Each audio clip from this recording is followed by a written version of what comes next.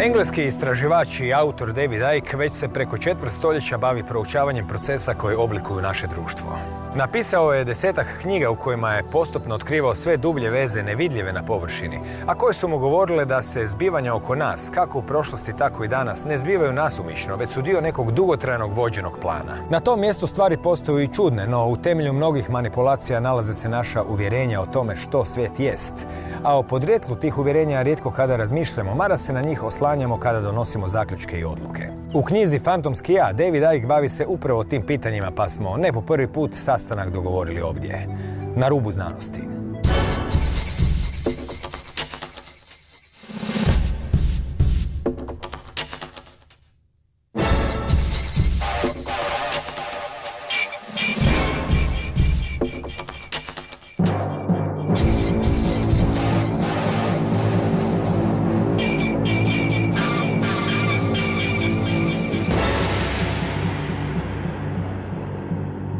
Dobar večer, Davide, i lijepo vas je opet imati sa nama. Great to be back. I've spoken in Croatia many times, and it's always been a pleasure. Eto, nakon 10 godina od prvog intervjua, napisali ste knjigu koja se zove Fantomsko ja. Pa krenimo odmah od naslova i pogledamo kuda će nas to sve odvesti.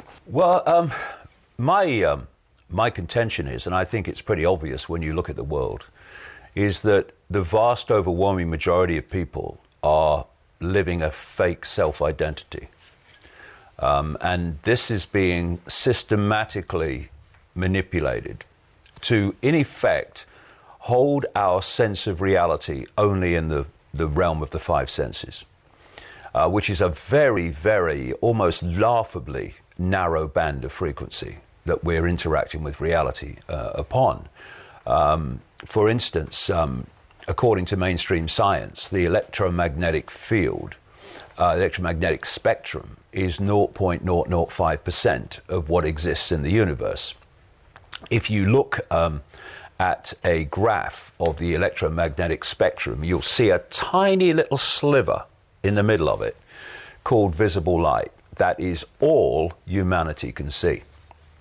And if you can focus people's attention only in that realm of visible light and the world of the five senses, which basically says, can I see it, hear it, touch it, taste it? Oh, it must exist then. And if I can't, well, it can't exist. Well, actually, the entirety of existence, almost the entirety of existence, we can't see, and we don't interact with. And what I'm saying is that we, in our true and infinite self, are simply awareness. We are a state of being aware. When near-death experiences leave the body, when the body dies briefly, they tell a constantly common and recurring story that they were outside the body, but they could see, and not only could they perceive, their awareness massively expanded into multiple levels of reality they didn't even know existed before. Why? Because they are, like all of us, are a state of being aware. The body, as I've been saying for so long, is like a biological computer. And when we are experiencing through the body is focusing our attention in that realm of visible light and the five senses. So that's basically what we perceive. When near-death experiences, their awareness, their point of attention withdraws from the lens, the focus, the body. Suddenly they are massively expanded in their awareness of everything. Now, obviously,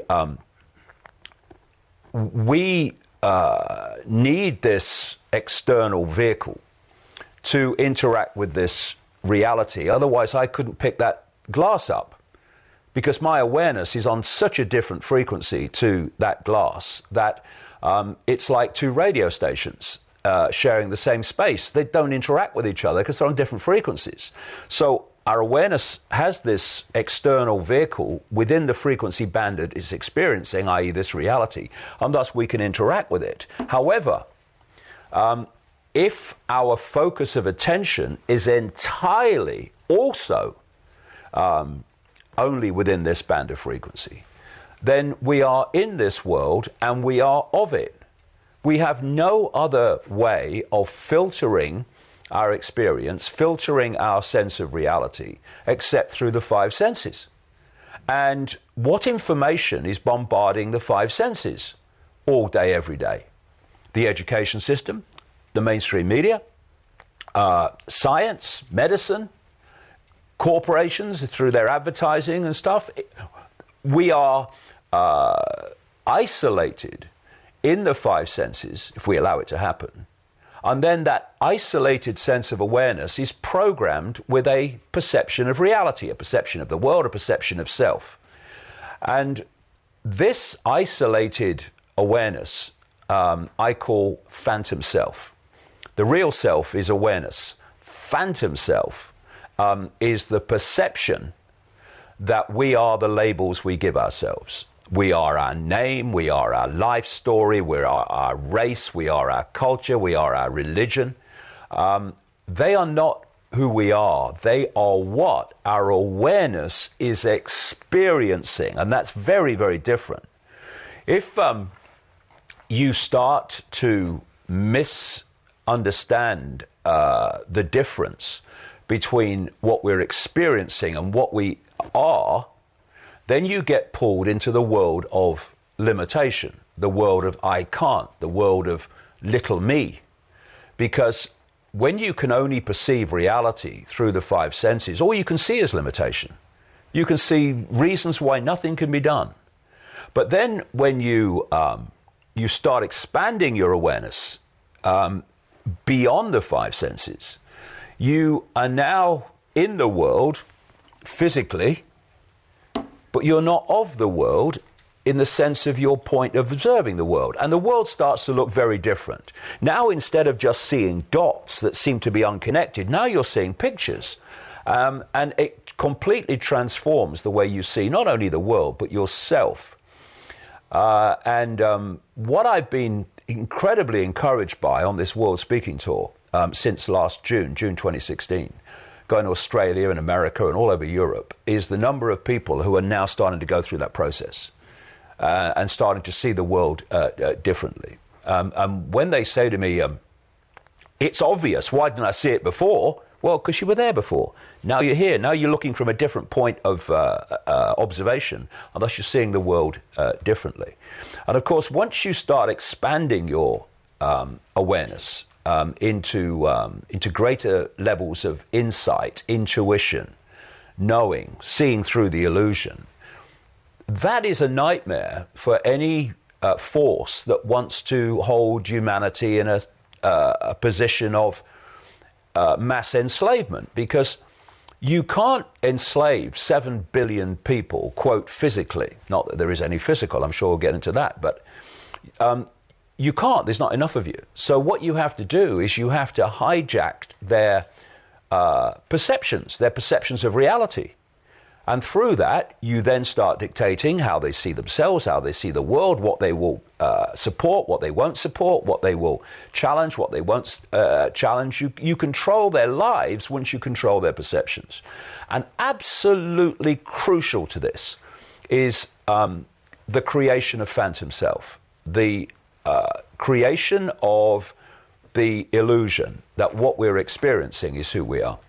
U tom kontekstu razmišljanja o fantomskom ja, zapravo ključno je pitanje virtualne stvarnosti i zapravo nevjerojatno u kojoj mjeri su recimo prije par godina na jednom znanstvenom kongresu zaključili da 80% su mogućnosti da mi živimo u virtualnom svemiru. Potom su ljudi već davno primijetili da ljudski mozak sustav za obradu informacija i postoje računalna teorija uma, o čemu pišete u svojim knjigama i tako dalje. Na kraju krajeva postoji čak i nedavno u časopisu jednom fizikalnom otkrivene brojke koje su nekako dio tkanja svemira. Na koji način danas svijet pomalo stiže do znanstvenih temelja da bi svijet mogao biti simulacija?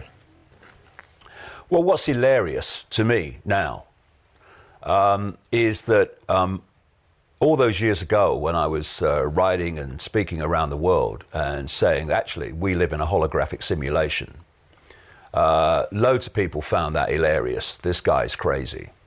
And now, from all angles, mainstream scientists and mainstream scientific studies are concluding we almost certainly live in a simulation. And Rich Terrell, who's a NASA computer scientist, came out a few weeks ago now and said, I think we live in a holographic simulation.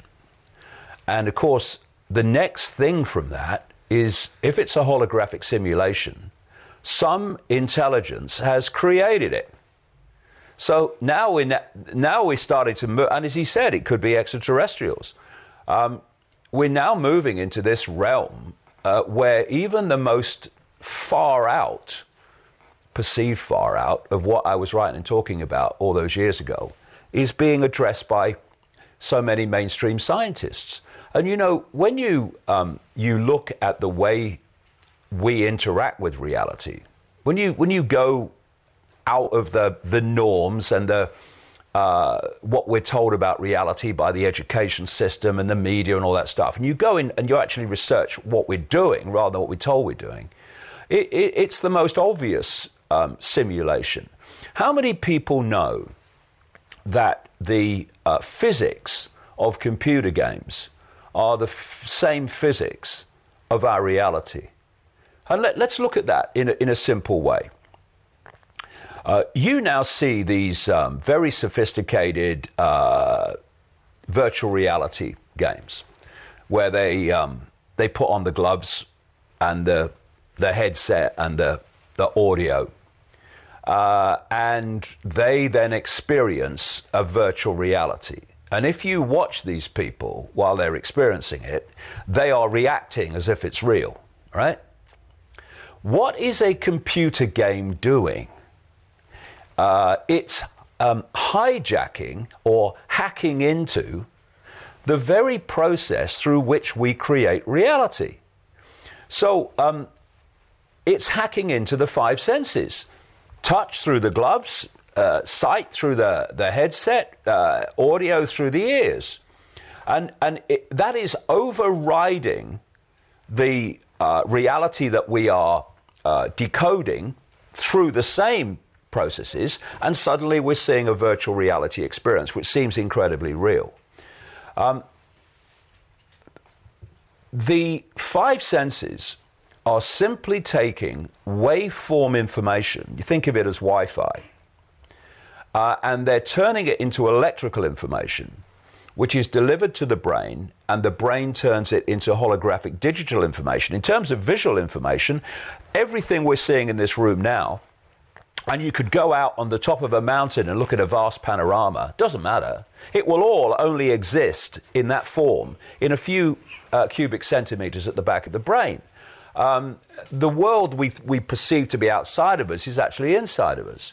And it's exactly the same principle as a computer on your desk taking electrical and digital information and putting it into a reality on the screen. When you look at a computer screen, you'll say, oh, that's a computer, that's the internet. But it only exists in that form on your screen. The internet doesn't exist like that anywhere else. It's electrical information and other forms of coding.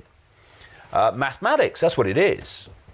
And at one level, I mean, Max Tegmark at the Massachusetts Institute of Technology, who's written a book called Our Mathematical Universe, has pointed out, as indeed I have over the years, that on one level of our reality, it's nothing but numbers. That's all it is, numbers. And this is the level on which the esoteric art of numerology works. They're reading that level, that digital level. And so what we're doing in creating this reality we think is so real and so solid is, as I said, the body's a biological computer. We're pretty much doing, in a much more advanced and sophisticated way, what the desktop computer does to the internet. Therefore, we live in a completely different world to the one we think we do. We experience it as out there, we experience it as solid, when all it is decoded information. And when you break it down, it's quite blatantly a simulation. This is not a world. This is an information source. The internet is not a world. It's an information source that appears to be a collective global world in terms of you can log on it anywhere in the world. But what are you logging onto? An information source. What are we logging onto through this biological computer? An information source within a certain narrow band of frequency, which gives us the illusion of looking into a space, even that's an illusion too, and believing that we're seeing everything in the space we're looking at, when we're seeing a tiny, tiny fraction of it. So then you start to realize that all these mysteries, esoteric mysteries, mysteries of things like ghosts and all these esoteric things that science dismisses. And science dismisses them for a simple reason. It can't explain them. And we have this extraordinary arrogance in mainstream science, where if they can't explain why it's happening, they conclude it can't be happening. But once you're coming from this direction that I'm coming from, and quantum physics is coming from, then these mysteries are no longer mysteries in the way they were before, because we're not dealing with solidity. And that takes us into another level of human enslavement. If we're not talking about solidity, we're not talking limitation of solidity either. And so once we start to understand how reality works, many of the things that we couldn't do if the world was literally solid, we suddenly can do. And just a few yards from where we're speaking now is the statue of Nikola Tesla. Tesla was saying, I mean, he died in 1943. He was saying way back that science has to go into the realms of frequency and vibration beyond the world of the seen. And if it did so, it would vastly advance its understanding of reality in a very short time if it would go there. And of course, it's struggling to hold its line now, but through all the period, most of the period since, and still in many cases throughout science today, it has, mainstream science has held on to this, the world is solid version of everything, when it clearly isn't. And it has to acknowledge that quantum physics exists, which shows it isn't solid. But because quantum physics exists, but what it does, quantum physics exists, and then it cracks on in its own discipline as if it doesn't. And it's extraordinary when you think about it. We have a political governmental system all over the world. We have a mainstream science outside of quantum physics. We have a medical system and a system of treating disease. We have corporations. We have an educational system, or what claims to be. We have all these institutions that dictate the world, the direction of the world, the laws of the world, the perceptions of the world, and they're all based on the world being solid when it's not, on the world being of the illusion of the world we experience being real when it's not. No wonder the world's a madhouse, when the very basis, the very foundation of what we perceive as reality is literally inverted in terms of what it really is, and everything's based on that. So how can you treat a disease most effectively when you don't even know what the body is, when you're treating it as a piece of meat, instead of realizing that its base level is waveform energetic information? This is just the holographic projection of that waveform information. This is why more and more mainstream studies, one in Japan recently, only last year, concluded this world's a projection. Yes, it is. And, you know, why can this guy who left school at 15, never passed a major exam in his life because he didn't take one, went off to kick a ball around, first of all, when I was 15. This guy who is perceived by so many to be crazy because he's talking outside the box, how could I be writing these things all that time ago, and now mainstream science is catching up? Why? Because of something Tesla said. You can think deeply and be quite insane, but you need to be sane to think clearly. And what Tesla said is that mainstream science thinks deeply, but doesn't think clearly. One of the things I say in a new book I'm writing at the moment is you don't need a scientific mind to understand reality. You need a free one.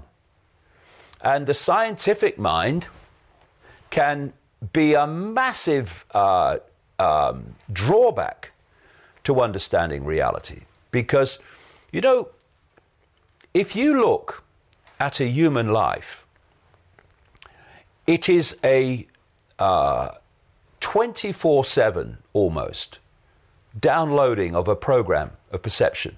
Look at it. You come out of the womb and you are immediately influenced in your perceptions of the world by your parents, who've been through the same programming process you're about to go through and are not passing it on to you through malevolence, but because they think it's real.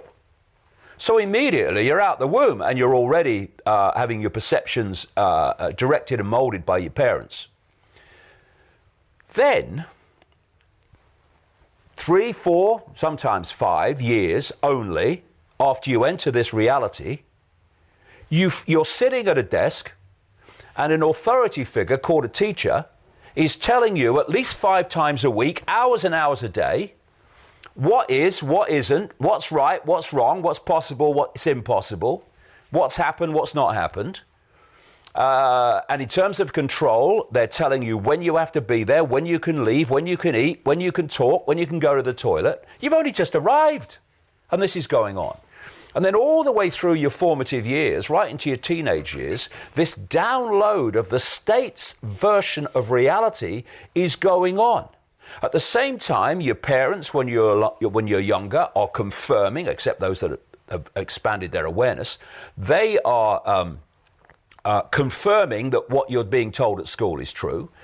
All the people around you, your peers and your friends and your acquaintances, are going through the same programming system. They're confirming to you it's true. Every time you turn on the mainstream media, and much of the alternative, let me say, they are telling you the same thing is true. And so on and on and on it goes. And then there's not only the download of the perception, there's also the policing of the perception. If you challenge what you're being told at school, then you are a disruptive influence in the classroom. If you question what I call the postage stamp consensus, what this download is telling us to believe in terms of its narrowness of possibility, then your peers ridicule you or call you crazy because you're challenging this norm. Next stage, you go into the adult world. You go into politics, you go into journalism, you go into medicine, you go into science, you go into the corporate world, you go into education to be a teacher or an academic. And what are you taking in to those institutions? The core programming that you've been downloading since the day you were born. Actually before, in the womb, through the mother as well, perception programming. And then you've got these institutions, therefore, that are directing society and are telling society what is and isn't. The new teacher, once you get into the adult world, they are confirming to each other that actually this ludicrously narrow sense of reality and normal, is real. So a journalist will, if he's covering, or he or she is covering a medical story, they won't go to an alternative practitioner who's coming from a different view of reality. They'll go to a doctor and they'll get the song sheet. They want to talk about reality, they'll go to a scientist and get the song sheet. Same with all these things. And so all the way through your life, you are being bombarded with a sense of normality and a sense of the possible and a sense of reality, which is so powerful in controlling people's perceptions that people have laughed at me over the years for saying things that science, even mainstream science, has proved to be true. But because that's not appeared in the mainstream of where they get their information from, they don't know it's been proved to be true, and thus, if I'm saying it, it's got to be crazy. Because I never went to school, thank you God. And this is the other thing about this program. The further you go in it, the more programmed you become to this perception of normal, this ludicrously narrow sense of normal. And who goes further into it? Those that go on to be scientists, that go on to be doctors, that go on to then tell us what normal is. You know, there's a professor in Britain who's famous for trashing anything alternative, who wrote a book and said that reality is not malleable, it's basically solid, when it blatantly isn't. And then in the same book he says that his knowledge of quantum physics is, quote, a bit foggy. This is what you're dealing with. You're dealing with people who are so programmed with the official version of normal, they cannot literally think outside of it. So, as Tesla said, they can think deeply within the program, but they can't think clearly, so they see beyond the program. And that's why we need free minds looking at this, not scientific minds. They're never going to suss it. Kada ste već spominjali obrazovanje, treba reći da i mjere koje se provlače kroz obrazovanje su sve oštrije. Znači u Americi i u Velikoj Britaniji već postoje one odgojiteljice koje moraju prijavljivati djecu ako misle da bi mogli biti teroristi, postoje samice sa tapeciranim zidovima za djecu, postoje kazne za roditelje koji recimo zbog nekih neopravdanih izostanaka, i to je sad jedna druga priča za koju je teško je obuhvatiti ako pokušavamo pričati o stvarnosti. No u svakom slučaju, kao što ste rekli, evo ja ću pročitati jedan citat u kojem je James Gates u časopisu Physics World objasnio kako je otkrio sa svojim timom jednadžbe u tkanju svemira kodove digitalnih podataka koji poprimaju oblik i koji su zapravo binarni sustav uključenog i isključenog električnog napona, i rekao je da ne zna što oni rade u strukturi naše stvarnosti. No, to nas naravno vodi na ovu priču koju ste malo prije govorili, da je sve obrnuto, pa se pozabavimo malo onim što se obično naziva paranormalno.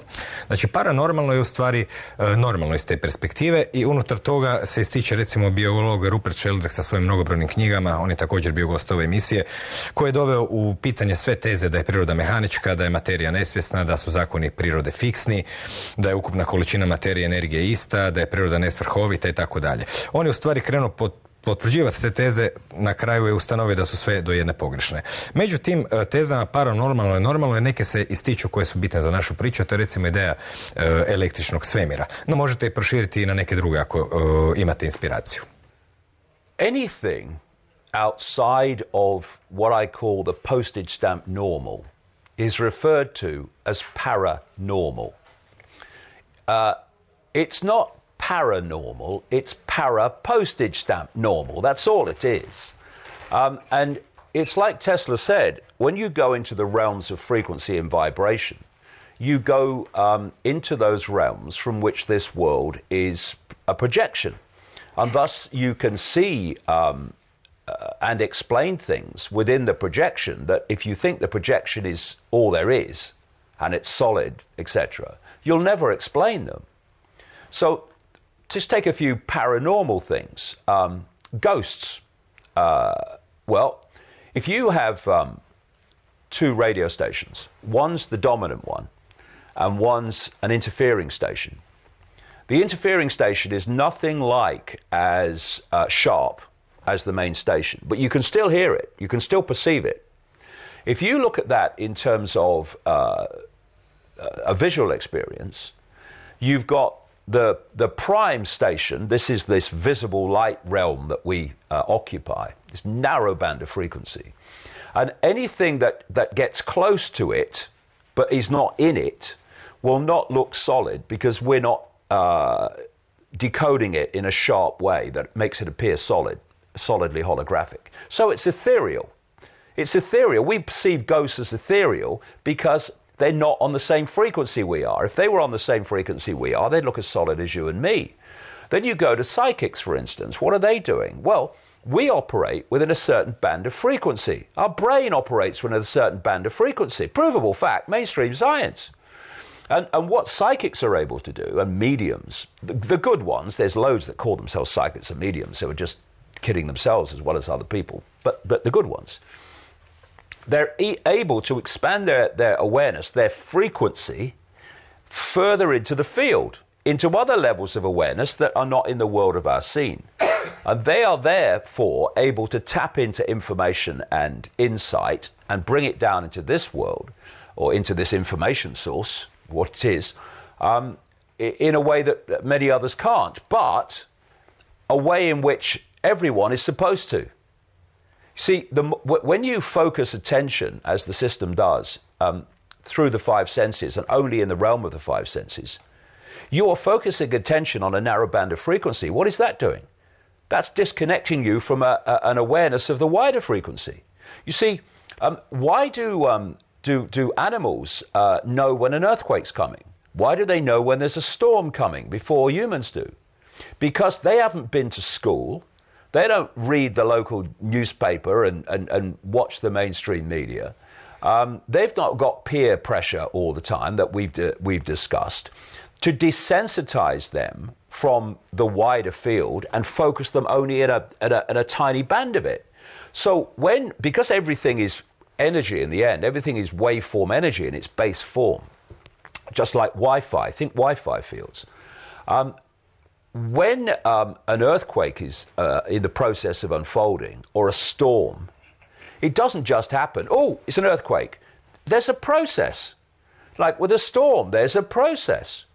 And what that process is doing is changing, making subtle, even in earthquake terms, less than subtle, changes to the energetic field or fields.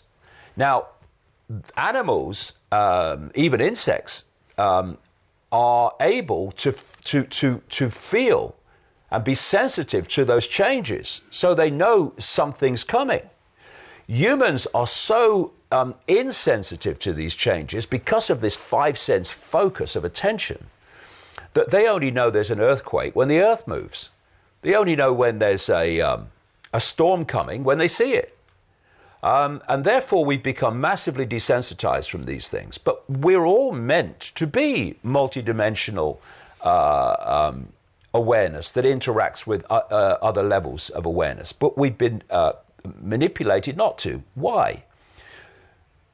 When you start to expand your awareness into the greater field, you're expanding your awareness into greater understanding, into greater insight, into greater knowledge. And that's the last thing that the few seeking to enslave and direct billions want you to do.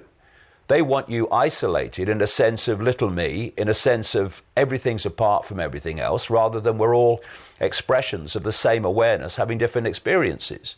And so the system has been set up to pressure people from the earliest age to sense and self-identify themselves with the labels of experience rather than the infinite, eternal totality of who we really are. And once you enter the realm of the five senses, and that's where science is, quantum physics apart, that's where medicine is, almost entirely medicine, you can only see what you can see. You can only perceive what your five senses can draw to you in terms of experience. And everything beyond it is lost to you. Therefore, you can't get this greater insight from awareness beyond the world of the seen. You're isolated. Now, if you want to control people, do you want them communing with each other symbolically? and sharing their experience so everyone has the benefit of other people's insights? Or do you want them isolated from each other so they're not sharing information? The only information they receive is the information they've got themselves. Of course, you want the latter, because then people are in ignorance of what there is to know. And if they're in ignorance of what there is to know, they're in ignorance of almost everything. And the human disease is ignorance. And I don't say that in a condemnatory way. It's a fact. And they're ignorant of so much because the system has made them ignorant. This is why the narrow band of postage stamp normal is all you get through the education system. It's all you get through the mainstream media. It's all you get from all these forms of communication. And I would say to people, ignorance is still a choice. They're trying to make it no longer a choice by suppressing alternative information. And they're trying very, very hard to do that now. But still, now, as we speak, ignorance is a choice. It's not like, you're in a situation like China, for instance, where they firewall off great swathes of the internet that they don't want you to see. Then ignorance is not so much a choice. It's an ignorance that's imposed. But if people want to know what is possible and what's going on beyond what they're told by the mainstream everything, it's there still for now in books and in on the internet and videos, etc., where they can see it. But see, what they're doing now with the internet is trying to firewall off people in the same way as the Chinese do, but in a more subtle way. So in China, there's great chunks of the internet that you can't access. What they're doing now with the monsters that are Facebook, Google, and all these other internet giants, which in the end are controlled by the same network, is they are ensuring that basically, as much as possible, you only see what you already believe. They do this by algorithms. They chart your surfing history. They chart what kind of subjects you watch on YouTube and what you say on Facebook. And then the next time you go in, you are offered a series of videos or a series of stories that relate to your surfing background. In fact, it's been exposed that when you're on Facebook, on the phone, your conversations are being recorded and scanned by algorithms. And they found this out by people having conversations about various subjects. And when they next went into Facebook, they were being offered advertisements for the subjects, not that they'd been surfing, but they'd been discussing between each other. And what that means is that you have a certain belief system, and when you go into the web, as much as possible, they're offering you only that belief system. They don't want you to see something, if you like, by accident, that might make you think, oh, God, what's that? Oh, I didn't know that. Hey, come and look at this. They don't want that. And this is what's being done by algorithms now. There's this this war on expanded perception going on, and it's moving very fast. Why? Because they know, and my goodness me, on this world tour, I've seen it. They know that people are now starting to wake up to at least look at things more dispassionately that are outside the box, and they would have waved away by reflex action before, and they're desperately trying to keep the lid on this, or put the lid on this, by all these methods we're talking about. Kada već pričamo znači o umjetnoj stvarnosti i kako je ona učitana, u knjizi spominjete da je zapravo postojala jedna stvarnost, to se zapravo čini logičnim jer naša percepcija jest jedna stvarnost i očigledno sad imamo neke hakere koji tu kontroliraju politiku i sve to.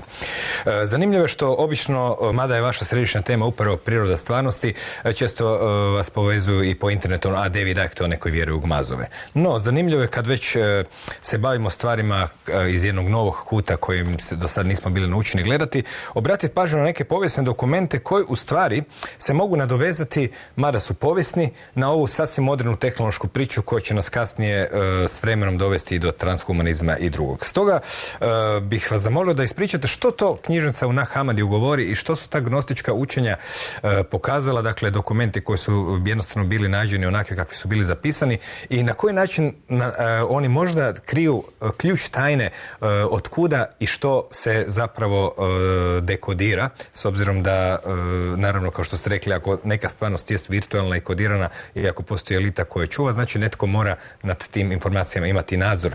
Pitanje od kad i kako, a možda ćemo doći na to i zašto. Drugim riječima, što te najstarije knjižnice koje su uvele izraz Arkoni, koji danas kruži, zapravo nama govore? Yeah, you see,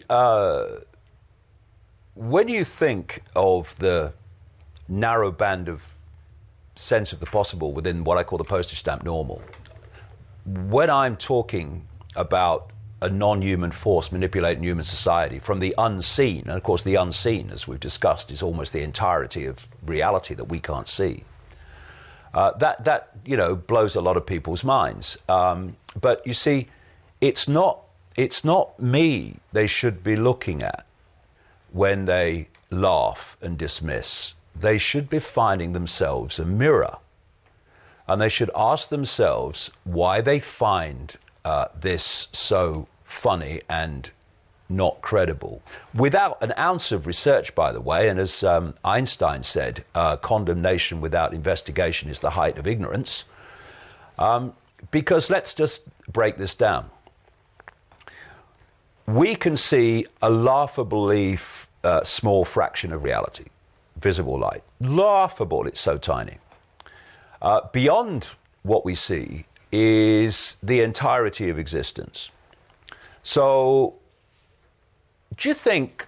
Do you think there's a chance that in almost the entirety of existence there might be intelligent life that doesn't look human? Do you think there might be a chance of that? When you see the diversity of form there is in the human world that we see, what diversity of form must there be outside of it? I mean, hello? Then, from the projected size of the universe, according to mainstream science, planet Earth in size is the equivalent of a billionth of a pinhead. Do you think there might be a chance, what do you think, that there might be life that doesn't look human within the entirety of the universe apart from a billionth of a pinhead? It's insane. See, this is it. They're laughing at the wrong person. They ought to be laughing at the mirror and asking it why their perception of the possible is so focused on a tiny range of possibility that their instant reaction is to laugh at anything that's outside of it. You know, look the other way. I don't care if you laugh at me. I've no interest to me.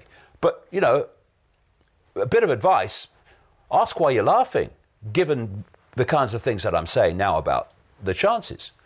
Then you go to ancient cultures all over the world who, although they use different names for obvious reasons, all describe a force in the hidden, the almost entirety of reality we can't see, that is manipulating human affairs.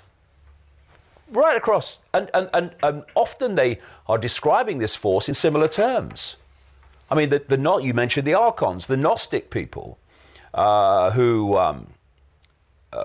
operated in Egypt and in southern France as the Cathars, who had a certain belief system about this reality, which I go into in the books.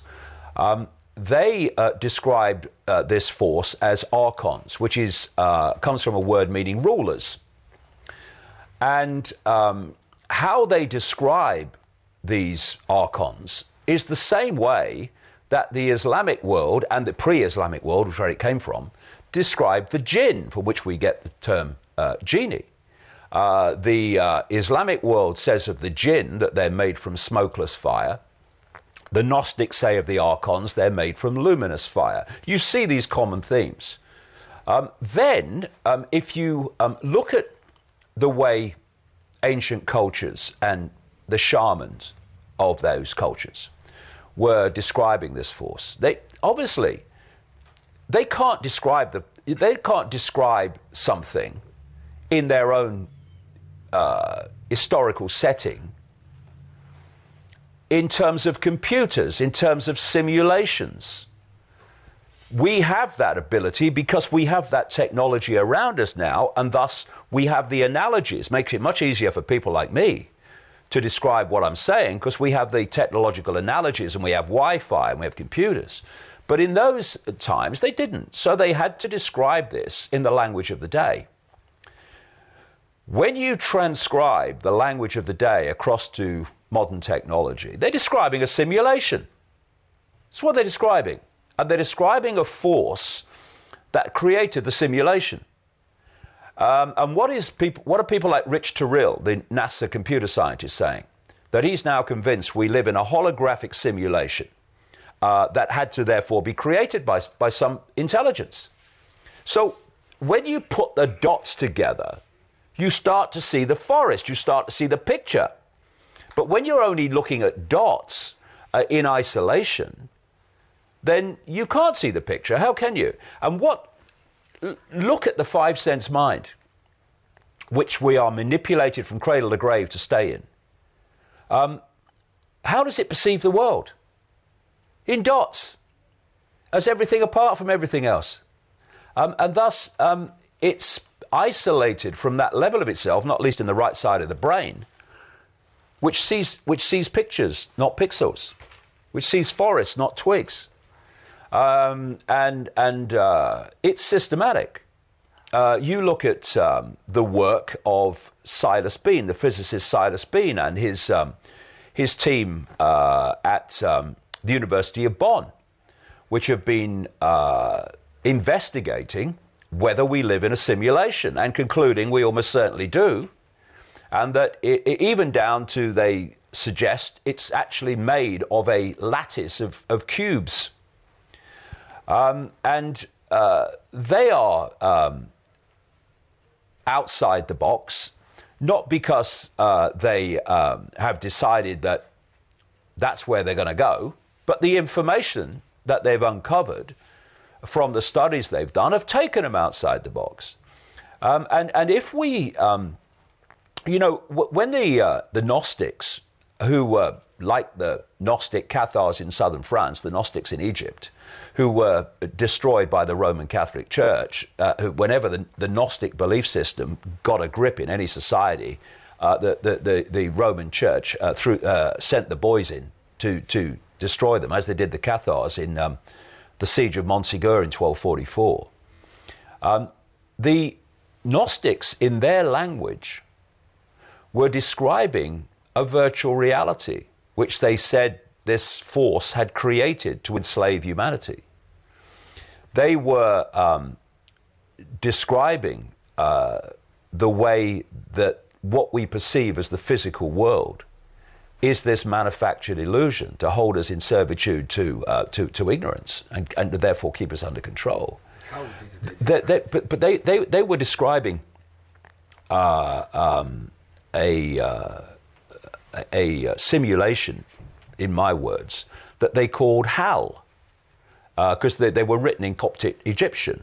And Hal, so the translators tell me, is their way of talking about virtual reality. And so when you look at the ancient and you look at the modern, and you take into account that the ancient had to describe these concepts in the language of the day, then you can start to see that the two correlate. They're describing the same thing. And what's happened is five-sense obsessed anthropologists and historians, etc., have gone into these ancient societies, and they've taken the stories literally. They've taken the descriptions literally and thought, oh, they're primitive people, they are. No, they're talking symbolically because that's all they had to describe these things. They couldn't talk about simulations and computers and information sources and biological computers. We can. And this is why we are in a position now of enormous danger, but enormous opportunity. The opportunity is we have the analogies now, which are not even analogies, they're so close to literally the same with our computer systems and our Wi-Fi, that relate to the reality we're actually experiencing. I mean, you know, you listen to people at the cutting edge of virtual reality, and they'll tell you it's not going to be long before virtual reality, even with our computation power, is going to be indistinguishable from the reality we're experiencing as the world. The great danger is this, and it's a great danger. And if people listen to nothing I've said in this interview, please give this bit a chance. In my latest book, just come out in Croatia, Phantom Self, there's a chapter which I call Transphantomism. And clearly it has a relationship to transhumanism.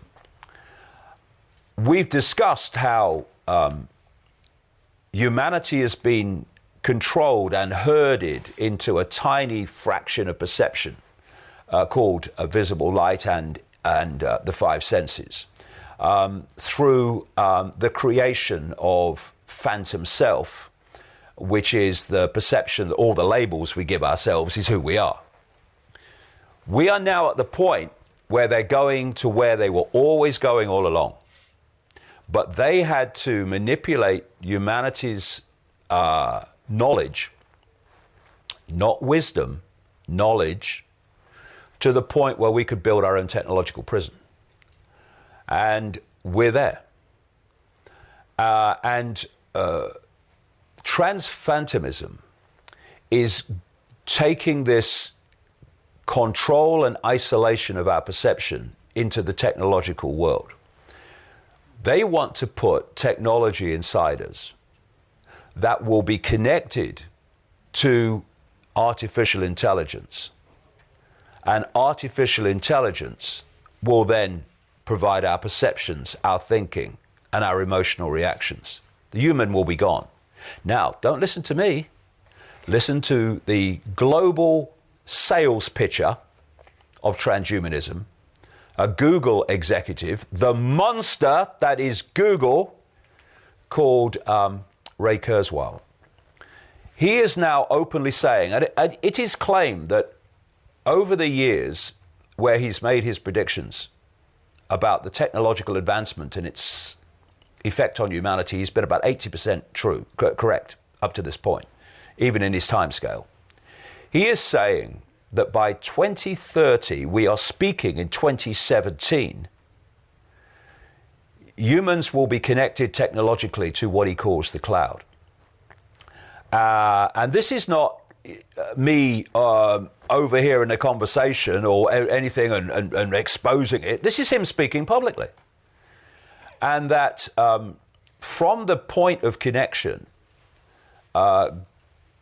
gradually and not so gradually, the artificial intelligence in the cloud, as he calls it, will do more and more of human thinking until there's no human thinking left. They're his words.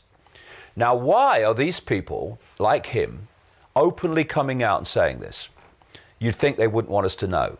Actually, they do, because of the sales pitch. The sales pitch is, we must become technologically attached to artificial intelligence so that we become superhuman. No. So we become subhuman. And people like Kurzweil know it. Then you've got others like Elon Musk, a co-founder of PayPal and now a billionaire in high technology. Through his SpaceX company, he sends up satellites around the Earth to beam Wi-Fi at the Earth, and that's another major story about why they're doing that. It's all part of this transhumanism and this creation of this artificial intelligence cloud. And if you're going to have this cloud encompassing the entirety of the human race, so there's no escape from it, then you have to have it beamed from satellite. And people have no idea the scale of what is happening in the heavens around the Earth. There was a story a few weeks back of an Indian rocket taking up 140 satellites in one launch. That's what's going on all around us. They're creating this cloud from which humanity will not be able to escape once we are technologically connected to it. And the idea that Elon Musk is talking about, Elon Musk, who has said that there's only a 1 in billions chance that we don't live in a simulation, that, oh, AI is bad. Well, why are you putting satellites in the sky for then? To advance it. He says AI is bad, but there's no escape from it. It's like the Borg in Star Trek, resistance is futile. Because unless we connect to AI will become far more intelligent than us and it will take us over. Well, if we become attached to it, it'll take us over. And you're seeing this push now for transhumanism. Now, we've talked before in these interviews about the various techniques of human manipulation, and one of them I've been calling now for 20-odd years, the totalitarian tiptoe, where you start at A and you know you're going to Z, but you go in steps, not in enormous leaps, because you don't want to alert the target population to the fact that you're going in a particular direction. You want to promote every step as in isolation and in and of itself. But there's a very clear totalitarian tiptoe in relation to transhumanism. First of all, you get them addicted to technology that they hold, to smartphones, to tablets, to this kind of technology. Now, that has basically been achieved. Now, because I've been traveling around the world, talking in different countries and different cultures for the last nearly a year, I can tell you that when you walk down the street, almost anywhere, that addiction to smart technology can be clearly seen. Conversation is dying. Family interaction is dying. People in ridiculous numbers are texting each other in the same house, a family. It's an addiction. And this can be shown by studies of the brain. They've even now coined a phrase for it. It's a very good one, digital heroin. Because they once believed that once the brain was formed, it never changed. Now they realize that's nonsense, that the brain is constantly changing, and what's changing it is information received. As data is decoded by a computer, the computer is changing. As the brain, which is a part of the biological computer, is processing information, it's changing. This is clearly shown. And what is happening to the brain is it's becoming addicted to the electrical stimulus of smart technology. So if you put the phone down, and many people rarely do, then basically the brain goes into an electronic stimulation cold turkey. It wants its stimulation. So they pick the phone up. They're not doing anything with it, but they've got the phone. Now, what this has done, again, another point that's been shown in studies, this has reduced dramatically the human attention span. Many humans now have the attention span of a goldfish. You pick up a book, you get two pages into the book. No, I don't want that one. Electronic stimulation or something on the, and so it goes on. And so this addiction not only is obvious, how it's come about is clear. So stage one of the totalitarian tiptoe is you get people addicted to technology they hold. Then you go to the next stage, which is what they're calling wearables. This is Google Glass, this is Bluetooth, this is smartwatches. It's technology on the body. They want to get inside, but they're on the body now. And look how widespread that is now. The next one, and this is already happening, is what they call implantables. And if people read my books from 1994 and before 93, they'll see me saying this is the plan. Getting technology inside people, what they now call implantables. It's happening. It's not something that's happening by organic unfolding. It's happening by cold calculated design, and it goes way back for the reasons that I have explained and can explain at length. We're now there where people are now, they're lining up to be plugged into AI. Oh, have you seen the latest? You know, these people who they line up in the dead of the morning so that they can be the first person to get the new Apple phone or something. It's madness.